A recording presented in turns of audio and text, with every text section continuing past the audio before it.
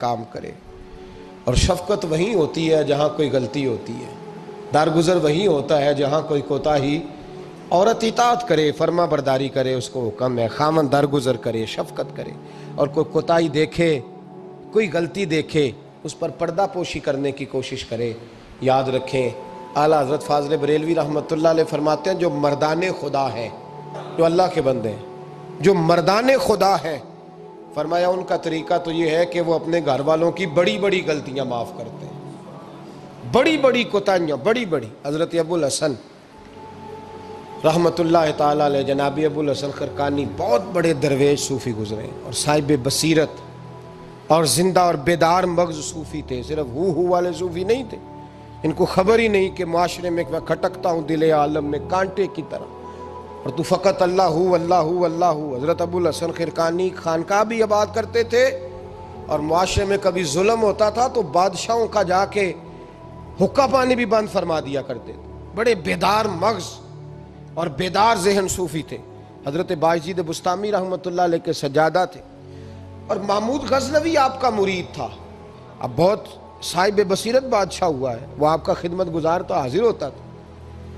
محمود غزنوی کہتے ہیں جب میں پہلے دن گیا تو بابا جی مجھے اٹھ کے نہیں ملے، بیٹھے بیٹھے سلام کیا، واپس آنے لگا تو مجھے چھوڑنے آئے میری سواری تک۔ تو میں نے کہا حضرت جی جب آیا تھا تو پوچھا بھی نہیں اور اب چھوڑنے آ گئے؟ تو فرمانے لگے جب تو آیا تھا تیرے اندر تکبر تھا، تو کہتا تھا مولوی بادشاہوں کو اٹھ اٹھ کے ملتے ہیں اس لیے نہیں ملا، اور اب تو سوچ رہا ہے کہ نہیں سارے مولوی ایک طرح کے نہیں ہوتے، اس لیے میں تیری عزت دینا تیرے لیے ضروری سمجھا ہے، اس لیے تجھے چھوڑنے آیا ہوں۔ حضرت ابو الحسن بڑے صاحب بصیرت آدمی۔ ایک آدمی یمن سے آیا کئی 100 کلومیٹر کا سفر طے کر کے ملنے، اس نے دروازے پہ دستک دی، حضرت کے گھر کے دروازے، بادشاہ کے پیر ہیں۔ اندر سے بی بی صاحبہ بولی کون ہے دروازے پہ؟ فرمایا میں یمن سے آیا ہوں یا مصر سے آیا ہوں، بڑی دور سے ملاقات کرنی ہے۔ حضرت صاحب کدھر ہیں؟ تو بی بی کہنے لگی تجھے بھی کوئی کام نہیں جس طرح اسے کوئی کام نہیں، تو بھی فارغ ہے اس کی طرح، بس یہی اللہ اللہ یہی ڈیوٹی ہے تیری بھی۔ میں نے کہا یار اتنا بڑا صوفی اور گھر میں اس کا کیا حال ہے، وہ بات کرنے والی؟ تو میں نے کہا جناب حضرت کدھر ہیں؟ تو کہنے لگی وہ کوئی جنگل میں بیٹھا اللہ اللہ کر رہا ہوگا، نہ بچوں کی فکر نہ گھر بار کی فکر، مسئلوں سے بھی پیٹ بھرتے ہیں کبھی، ادھر بیٹھا ہوگا، جا ملنا ہے تو بھی چلا جا، دوبارہ دروازے پہ دستک نہ دینا خبردار۔ کہتے ہیں میرے وہ جو میں ایک ذائچہ بنا کے آیا تھا نا اللہ کے ولی کا، وہ میرا سارا ہی ٹوٹ گیا۔ میں نے کہا کچھ نہیں یار، جس کا گھر حال نہیں تو باہر کیا ہوگا، اندر ہی کوئی طبیعت نہیں۔ لوگ فٹافٹ اعتراض کرتے ہیں، کہتے ہیں صاحب فلاں بندے کو نہیں صحیح کر سکے تو، حالانکہ یہ بات اور ہے، یہ پہلو اور ہے۔ نوح علیہ السلام کی بیوی اگر کافر رہ جائے، بیٹا اگر غیر مسلم رہ جائے تو یہ حکمت الہی ہوتی ہے، یہ اللہ پاک کی حکمت ہوتی ہے، حکمت ہوتی ہے۔ اس میں پیغمبر کی تبلیغ میں کوئی اعتراض نہیں کیا جا سکتا۔ اس نے کہا جنگل میں ہوں گے تو بھی چلا جا۔ کہتے ہیں وہ جو میرے ذہن میں ان کا زاویہ تھا، وہ جو ایک شخصیت کا روپ میں بنا کے وہ تو نکل گیا، لیکن میں نے کہا چل اتنی دور سے آیا ہوں بابے سے میل ہی لیتا ہوں، شام ہو گئی ہے رات بھی رہنا ہے۔ کہتے ہیں میں نے جنگل کی طرف منہ کیا تو حضرت جنگل سے آ رہے تھے اور شیر پہ بیٹھے ہوئے تھے، شیر پہ بیٹھے تھے۔ فرماتے ہیں پھر میرے دل میں خیال آیا، میں نے کہا بی بی قابو آتی نہیں اور شیر کو قابو کیا ہوا ہے۔ پھر وسوسہ آیا اتقوا فراست المومن فإنہ ینظر بنور اللہ، رواہ ترمذی او کما قال صلی اللہ علیہ وسلم۔ اللہ کے رسول فرماتے ہیں مومن کی فراست قلبی سے ڈرو، وہ تو اللہ کے نور سے دیکھا کرتا ہے، اللہ کے دیے ہوئے نور سے دیکھتا ہے۔ اللہ اکبر۔ جب یہ بات سنی نا، اس نے کہتے میں نے دل میں سوچی تو حضرت میرے دل کی بات جان گئے اور فرمانے لگے او بھائی، کہتے میں نے کوئی حال بتایا نہیں، خود ہی فرمانے لگے میاں اس کے اندر صرف ایک ہی غلطی ہے کہ وہ زبان کی ٹھیک نہیں، بستر کی بڑی پاک ہے، نظر کی بڑی پاک ہے، کردار کی بڑی اچھی ہے، میرے بچوں کو پالتی ہے، بس زبان کی ذرا ٹھیک نہیں۔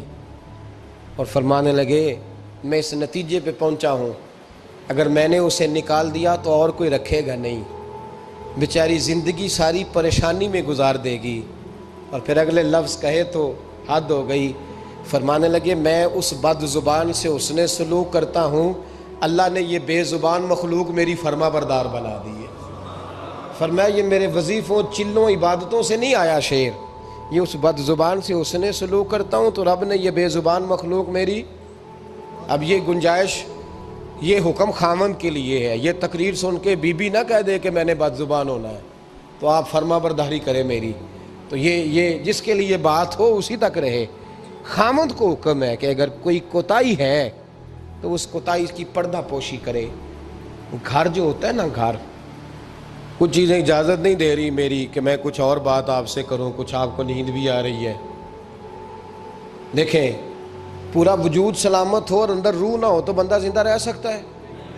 جڑے نہیں بولے انہیں رہ لینا میرا خیال۔ وجود ہو سارا سلامت ہے لیکن روح سلامت، بندہ بچ جائے گا؟ بولے نا یار، جنہیں نیند آ رہی ہو بولو، نہیں نہ رہ سکتا۔ پورے گھر میں ہر شے ہو، ذمہ داری سے بات کر رہا ہوں، پورے گھر میں ہر شے موجود ہو، اگر گھر میں دین نہ ہو تو گھر چلتا نہیں چل سکتا۔ جس گھر میں نماز نہ ہو وہ گھر نہیں چلتا، جس میں قرآن پاک نہ ہو وہ گھر، اس لیے کہ دین روح ہے۔ دین اگر گھر میں دین نہیں تو گھر چل سکتا؟ سن لے حدیث پاک ترمذی شریف کی، نبی کریم علیہ الصلاۃ والسلام، یہ بھی حق ہے، یہ آخری بات اس عنوان پہ سنیں، یہ حق آخری ہے، اس کو بھی سمجھیں۔ ترمذی شریف میں نبی پاک علیہ السلام نے فرمایا، دعا دی حضور نے، نبی پاک فرماتے ہیں اللہ اس بی بی کو جزائے خیر دے، اللہ اس پہ رحم فرمائے جو سویرے اپنے خامند کو نماز کے لیے جگاتی ہے اور اگر نہ اٹھے تو پانی ڈال کے جگاتی ہے، اور فرمایا اللہ اس خامند پر رحم کرے جو سویرے اپنی بیوی کو نماز کے لیے جگاتا ہے اور اگر نہ اٹھے تو پانی ڈال کے جگاتا ہے، رحم کرے۔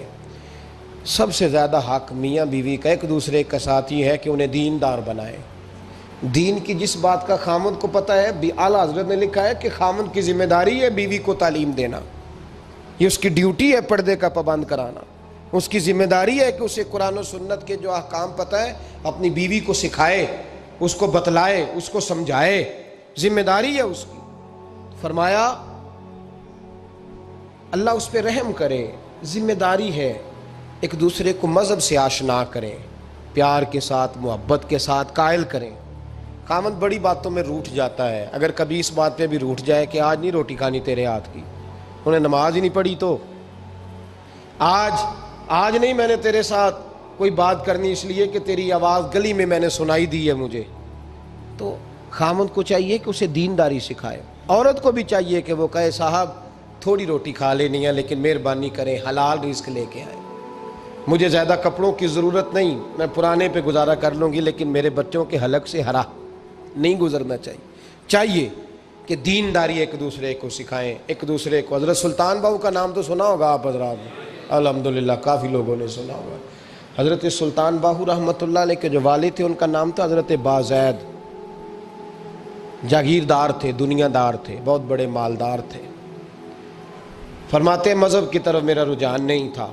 چوتھی شادی کی بی بی راستی کے ساتھ، بی بی صاحبہ بڑی نیک تھی، بی بی صاحبہ کہتی ہیں میرا دل کرتا تھا میرا خامد بھی نمازی ہو جائے، اور عام دنیا دار نہیں تھے، 7 جاگیروں کے مالک تھے۔ بڑا مشکل ہوتا ہے، اے پیران نظام کے آستانوں پہ غریب لوگ رہ گئے ہیں، جڑا 4 جماعتاں پڑھ جائے یا پیسے آ جائیں انہوں نے تو کسی پیر دی لوڑ ہی کوئی نہیں، اور اگر بندہ مالدار ہو تو کئی پیر دے آپ مرید ہوندے نے، وہ کہتے ہیں مینوں آپ کنے پیر سلوٹ کر دیں۔ ایک صاحب نے میری ایک دفعہ افطاری کی تو کہنے لگے آپ کی افطاری ہے، اس جگہ ایک اجتماع سے میں نے بیان بھی کرنا تھا تو واپسی پہ ان کے ہاں انہوں نے مجھے فوٹویں دکھانی شروع کر دی۔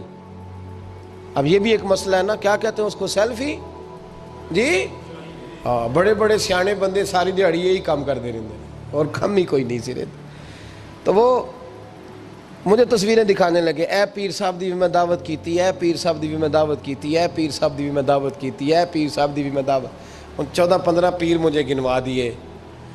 تو کھانے تو بعد مینوں کہنے لگے کہ تسی دوبارہ کدوں آؤ گے؟ میں کہا جدوں تسی 200 بندے نوں میرا بھی نام دس لو گے ادوں آ جاؤں گے۔ اب مالدار آدمی ہے نا، تو اب بعد میں مجھے ایک دو دفعہ انہوں نے فون کیا، میں کیا وہ بڑے بڑے پیراں دی اس لسٹ وچ میں اپنا نام نہیں شامل کرانا چاہتا، میں نے تو نہ چھوٹیاں چھوٹیاں جی رہن دے بھائی، ہم بچتے ہیں اس کام سے، بچتے ہیں ایسے آدمی سے۔ وہ کسی درویش نے کہا تھا، جس کی ہر بات میں پوشیدہ ہو نشتر کی چبھن، ایسے ہر صاحب احسان سے ڈر لگتا ہے، بچنا چاہیے۔ تو مالداروں کے تو آپ بڑے مرید ہوتے ہیں، کئی پیر حاضریاں دیتے پھرتے ہیں، کہیں مولوی دستے نگر ہوتے ہیں، معاذ اللہ، اللہ خودداری اور عزت نفس عطا کرے، آمین تو کہہ دیجئے، دینداری کی اللہ توفیق عطا فرمائے۔ تو بہت بڑے جاگیردار تھے حضرت سلطان باہو رحمۃ اللہ علیہ کے والد۔ بی بی شیبہ کہتی ہے نمازی بنانا تھا خاوند کو۔ کس کو؟ کس نے؟ بولے، کس نے نمازی بنانا ہے؟ اور بیوی کو کس نے بنانا ہے؟ پکی گل نے نہیں؟ میں کونسلر صاحب نوں میں کہا ماشاءاللہ جیت گئے ہو؟ کہندے ہاں جی۔ میں کہندے جی کوئی حکم ہوئے تو میں دسو۔ میں کہ حکم ہے کہ تسی اپنے ہلکے دے بندیاں دی ڈیوٹی لانی، کیڑا کیڑا نماز حاضری لانی ہے، کیڑا کیڑا نماز پڑھنا ہوندا ہے تے کیڑا کیڑا نہیں ہوندا۔ کہنے لگے بڑے سیانے نکلے ہو، پہلا مینوں ہی وسیتے واڑ چھڑیا جی، میں جاؤں گا تے دوجیاں دی حاضری لاں گا نا۔ تو خاوند نمازی بنائے گا بیوی کو تو اس سے پہلے خود بنے گا تو بنائے گا نا جی۔ جی تو اگر خاوند کہہ دے تو پڑھیا کر، میرے پیچھے نہ لگی، تو کتنی جنی کو تو پڑھنی اونی میں پڑھنی ہے نا۔ تو میں آج میں ایک دوست کو کہہ رہا تھا، میں کہہ رہا تھا بچے وہ کام نہیں کرتے جو آپ کہتے ہیں، اور میں نے جمعے میں بھی کہا تھا بچے وہ کرتے ہیں جو ہمارا عمل دیکھ کے بچے چلتے ہیں، صرف بات پہ عمل نہیں کرتے۔ بی بی راستی کہتی ہے میں نے ٹھان لی کہ میں نے اس جگیردار کو، وڈیرے کو، اس موٹے بڑے چودھری کو میں نے نمازی بنانا اور بنا کے دکھانا ہے نمازی۔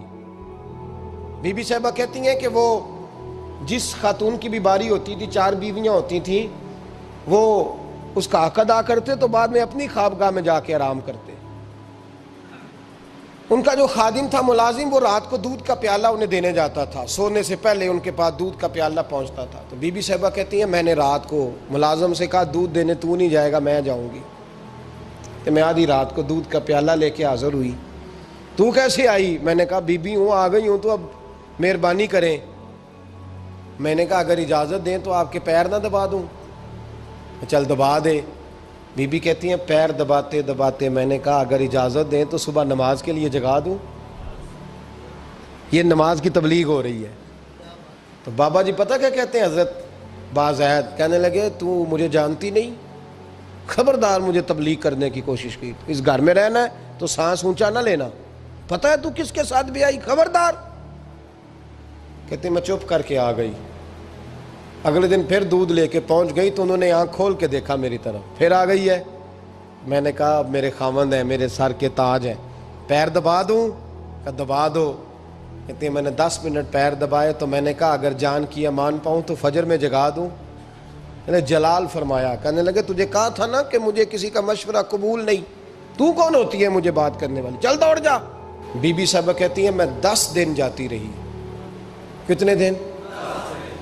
انہوں نے سختی بھی کی، برا بھلا بھی کہا، اور کئی دن یہ بھی کہا کہ کل آئی تو پھر یاد رکھنا۔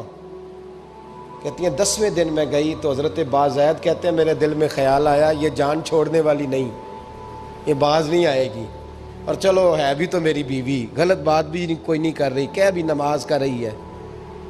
کہنے لگے اگر میں سویرے اٹھ جاؤں تو پھر دوبارہ تو نہیں آئے گی، تو دوبارہ تو نہیں آئے گی۔ یہ دیکھیں میاں بیوی کا آپس میں رشتہ، سویرے اگر میں اٹھ جاؤں نماز کے لیے تیرے کہنے پہ تو میری جان چھوڑ دے گی تو؟ بی بی صاحبہ کہنے لگی میں دوبارہ نہیں آؤں گی، آپ مہربانی کریں سویرے اٹھ جائیں۔ کہنے لگے چل تو میری بیوی ہے، ایک بار مان لیتا ہوں تیری بات، سویرے جگا دینا۔ بی بی راستی کہتی ہے میں پہلے سو کے اٹھا کرتی تھی، وہ رات میں سوئی نہیں، کہتی میں ساری رات رو کے گزار دی، ساری رات، اور بیدار رہ کے گزار دی۔ سویرے فجر کے وقت پانی گرم کیا، بغل میں مصلی لیا، خامد کو بیدار کیا، وضو کرایا، اور کہتی ہیں جب وہ اللہ اکبر کہہ کے سنتوں کی نیت باندھی تو میرے اس طرح آنسو گرے جیسے سیلاب آتا ہے اور دریا کا بند ٹوٹتا ہے، اور میں نے رو کے کہا مولا میرے اختیار میں یہیں تک تھا، میں مصلی پہ کھڑا کر سکتی ہوں، میں دل تو نہیں نہ بدل سکتی، وہ تیرے قبضے میں ہے، مقلب القلوب ہے، فضل کار اس کا دل بدل دے۔ فرماتی ہیں میں روتی رہی، 2 رکعتیں پڑھ کے میری طرف دیکھا تو فرضوں کی نیت باندھ لی، اور 2 فرض پڑھ کے پھر میری طرف دیکھا، کہنے لگے خبردار سویرے جگانے آئی تو۔ میں نے کہا جی نہیں جگاتی۔ میری طرف دیکھ کے کہنے لگے تو نہیں جگائے گی آج کے بعد میں تجھے نماز کے لیے جگایا کروں گا، میں تجھے جگاؤں گا۔ آپ فرمانے لگی وہ نمازی بن گئے، میں پہلے ہی نمازی تھی۔ جب ان 2 نمازیوں کا ملاپ ہوا تو اللہ نے سلطان باہو جیسا بیٹا عطا فرمایا، سلطان باہو جیسا بیٹا عطا فرمایا۔ میرے بھائی، میاں بیوی ایک دوسرے کو دیندار بنائیں گے، ایک دوسرے کو نمازی بنائیں گے، وہ ایک دوسرے پہ، اور کس طرح کا بڑا مشکل ہوتا ہے بیوی اپنے خاوند کی تعریف کرے، مشکل ہوتی ہے۔ اعلیٰ حضرت فاضل بریلوی رحمۃ اللہ تعالی علیہ کی زوجہ، ان کا طریقہ یہ تھا کہ وہ اتنی شناسہ ہو گئی تھی، اعلیٰ حضرت لکھتے تھے تو وہ واقف ہو گئی تھی، وہ کتاب کا اعلیٰ حضرت فرماتے تو وہی کتاب اٹھا کے زوجہ لاتی۔ اس زمانے میں قلم بنتے تھے اپنے ہاتھوں سے، لوگ چھری لے کے اس کے ساتھ قلم بنایا کرتے تھے، تو قلم بنا کے سیاہی رکھتی، کاغذ کئی دفعہ ڈانٹ دیتے، اعلیٰ حضرت کئی دفعہ ڈانٹ دیتے، لیکن اماں جی سنتی۔